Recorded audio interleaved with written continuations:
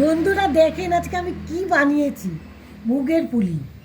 মুগ ডালকে প্রথমে ভেজে নিয়ে সেদ্ধ করে তারপরে ওটাকে চালের গুঁড়ো দিয়ে ভালো করে ওই মণ্ডটা তৈরি করে নিতে হয়।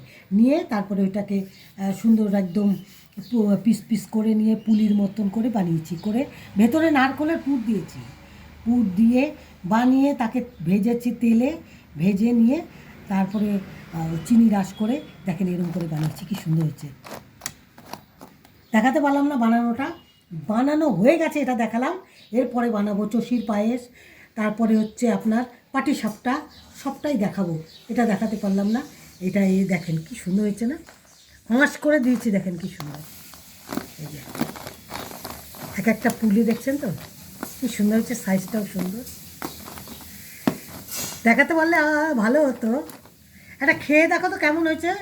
দেখবো, অবশ্যই দেখবো। খেয়ে দেখো একটা কেমন বানিয়েছি, টেস্টটা কেমন হয়েছে দেখো।